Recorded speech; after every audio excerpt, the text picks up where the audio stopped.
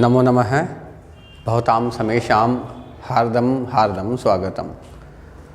सभी का स्वागत है। मैं अंकित कुमार शर्मा कक्षा 10 में जो संशोधित पाठ्यक्रम है उसके आधार पर आज अव्यय के विषय पर कुछ आप लोगों से चर्चा करने वाला हूँ। तो हम सब मिलकर इस चीज़ को समझते हैं अव्यय क्या है और पाठ्यक्रम में जितने अव्यय हमारे लगे हैं उन सबको हम यहाँ पे जानेंगे। देखो, अव्यय शब्द जो है उसका अर्थ होता है अ मतलब नहीं और व्यय मतलब जो खर्च होता है, जो कम होता है, जिसका क्षरण नहीं होता है। ठीक है, तो अव्ययम अर्थात न व्यय, जिसका व्यय न हो, जिसका क्षरण न हो, उसको अव्यय कहते हैं। इसी का एक श्लोक के माध्यम से हम भाव समझेंगे। अव्यय क्या है?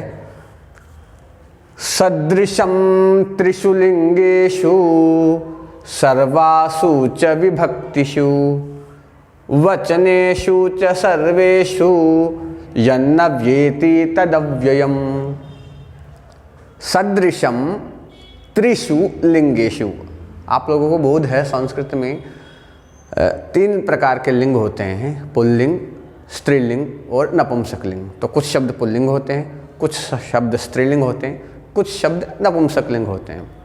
लेकिन जो अव्यय शब्द होते हैं, अव्यय पद होते हैं, वो पुल्लिंग में भी समान होते हैं, स्त्रीलिंग में भी समान होते हैं और नपुंसकलिंग में भी समान होते हैं। तो सदृशम त्रिषु लिंगेषु, तीनों लिंगों में समान होते हैं, रूप परिवर्तन नहीं होता है। जैसे राम है, रामो, रामाहा, ये पुल्लिंग शब्द है।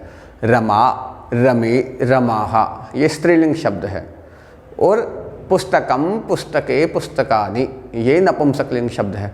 तो पुल्लिंग शब्द अलग हो जाते हैं, उनके रूप अलग हो जाते हैं, स्त्रीलिंग शब्दों के अलग हो जाते हैं, नपुंसकलिंग शब्दों के अलग हो जाते हैं, लेकिन अव्यय समान रहता है। ठीक है। सर्वासु च विभक्तिषु, सभी विभक्तियों में 7 विभक्तियाँ होती है, 3 वचन होते हैं। तो हर विभक्ति में रूप चेंज होता है, हर वचन में रूप चेंज होता है, परिवर्तन होता है ना। परंतु अव्यय सभी विभक्तियों में और सभी वचनों में समान होता है। तो सर्वासु च विभक्तिषु सदृशम भवति, सभी विभक्तियों में समान होता है। वचनेषु च सर्वेषु, सभी वचनों में, एक वचन में हो, द्विवचन में हो या बहुवचन में हो। रमा, रमे, रमाहा, तो रमा एक वचन है, रमे द्विवचन है, रमाहा बहुवचन है। लेकिन अव्यय नहीं बदलेगा, अव्यय एक वचन में, द्विवचन में, बहुवचन में समान ही रहेगा। ठीक है। और अंतिम जो इसका है चरण है यह यन्न व्येति तदव्ययम्। यन्न व्येति, यत मतलब जो, न मतलब नहीं, व्येति मतलब व्यय होता है, बदलता है, क्षरण होता है, जिसमें परिवर्तन नहीं होता है।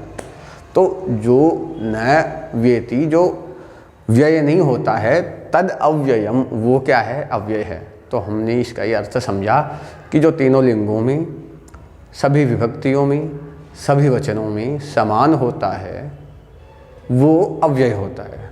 अब अव्यय के उदाहरण हम देख लेते हैं जो हमारे पाठ्यक्रम में अभी लगे हैं। यहाँ पे देखेंगे, अपि, इति, इव, उच्चैः, कदा, कुत्र, इदानीं, कुतः, नूनम, यत्, अत्र, तत्र। ये अव्यय हमारे पाठ्यक्रम में इस बार संशोधित पाठ्यक्रम के अनुसार है। पहला है अपि। अपि मतलब भी, बच्चा पढ़ रहा है। बाल है पठति, बालिका अपि पठति, बालक पढ़ता है, बालिका भी पढ़ती है। तो अपि मतलब भी। दूसरा है इति, सत्यमेव जयते, इति मतलब यह, इस प्रकार। सत्यमेव जयते इति वचनम, इस प्रकार का यह वचन कहाँ लिखा है? उपनिषद में लिखा है, उपनिषदे लिखितम अस्ति। तो इति मतलब इस प्रकार। नरेंद्र मोदी वदति, क्या बोलते हैं कि कोरोनातः आत्मानं रक्षणीयम, कोरोना से खुद की रक्षा करनी है। तो कोरोनातः आत्मानं रक्षणीयम इति नरेंद्र मोदी वदति, कोरोना से हमारी रक्षा करनी, इस प्रकार की जो बात है, इति मतलब यह बात नरेंद्र मोदी कहते हैं। तीसरा है इव। इव मतलब समान, समान मतलब सेम, इक्वलिटी, बराबर होना। तो कमल है, छात्र है, पढ़ता है, बहुत अच्छा पढ़ता है, और कौमुदी है, छात्रा है, वो भी बहुत अच्छा पढ़ती है। तो कमल है कौमुदीम इव पठति, कमल कौमुदी के समान पढ़ता है। तो समान शब्द का बोध कराने के लिए इव अव्यय है, इव मतलब समान। यथा राजा तथा प्रजा, यथा मतलब जैसे राजा है, तथा मतलब वैसे प्रजा है। तो यहाँ पे यथा और तथा जिस प्रकार अव्यय है वैसे ही इव मतलब समान।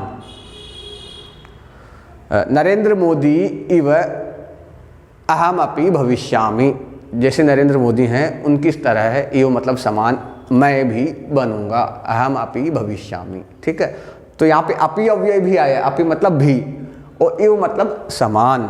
ठीक है, अगला है उच्चैहि, उच्चैहि मतलब ऊंचा। शिक्षक है उच्चैहि वदति, ऊंचा बोलता, तेज बोलता है। तो शिक्षक है उच्चैहि वदति, कदा मतलब कब। शिक्षक है कदा उच्चैहि वदति, शिक्षक ऊंची आवाज में कदा मतलब कब बोलता है। तो कदा मतलब कब। और कुत्र, फिर प्रश्न बनेगा, शिक्षक है उच्चैहि कुत्र वदति, शिक्षक ऊंची आवाज में कहाँ बोलता है, विद्यालय में बोलता है, पढ़ाता है। तो शिक्षक है उच्चैहि कुत्र वदति, कुत्र मतलब प्रश्न, कहाँ, शिक्षक ऊंची आवाज में कहाँ बोलता है। इदानीम, इदानीम मतलब अब। जब हमने पाठ शुरू किया तो हमने पुरानी वीडियो में वाच्य परिवर्तन पढ़े, तो अब मैं कहूँगा इदानीम वयम अव्ययम पठामः। इदानीम मतलब अब, हमने वाच्य परिवर्तन पढ़ लिया, इदानीम मतलब अब हम अव्यय पढ़ेंगे। ठीक है, तो इदानीम मतलब अव्यय, इदानीम मतलब अब। कुतः मतलब कहाँ से, कुतः मतलब कहाँ से। अहम विद्यालयम आगच्छामि, मैं विद्यालय आता हूँ। तो बच्चे प्रश्न पूछेंगे, सर आप कहाँ से आते हैं। तो संस्कृत में कैसे पूछेंगे, भवान कुतः आगच्छति, आप कहाँ से आते हैं। कुतः मतलब कहाँ से। तो शिक्षक है कुतः आगच्छति, कुतः मतलब कहाँ से, ये अव्यय है। अगला है नूनम, नूनम मतलब निश्चय, निश्चय हो जाना कि शिक्षक है नूनम गृहात आगच्छति। अभी आपने प्रश्न किया शिक्षक है कुतः आगच्छति, शिक्षक कहाँ से आता है। तो छात्र बोलेगा दूसरा कि नूनम निश्चय ही शिक्षक है गृहात आगच्छति, शिक्षक निश्चय ही घर से आते हैं। ठीक है, यत मतलब जो, यत जो, यत सत्यम वदति, जो सत्य बोलता है, सह उत्तमः भवति, वह अच्छा होता है। तो यहाँ पर यत मतलब जो है, यत अव्यय है, इसका अर्थ है जो। यत सत्यम वदति, जो सच बोलता है, सह उत्तमः भवति, वो उत्तम होता है, अच्छा होता है। अत्र और तत्र दो और अव्यय है। अत्र मतलब यहाँ, अत्र मतलब यहाँ। अत्र शिक्षक है पाठयति, अत्र मतलब यहाँ शिक्षक पढ़ाते हैं। और तत्र मतलब वहाँ, तत्र मतलब वहाँ। तत्र आकाश में दूर पक्षी उडयते, तत्र पक्षी ही डयते, वहाँ पे पक्षी उड़ रहा है। तो अत्र मतलब यहाँ, तत्र मतलब वहाँ। इस प्रकार हमने हमारे पाठ्यक्रम में ये अव्यय जाने हैं। इस विषय में अगर आपका कोई सुझाव हो, कोई प्रश्न हो, तो आप अपना कमेंट लिख के हमसे पूछ सकते हैं, हम उसका निदान करेंगे। ठीक है, नमो नमः।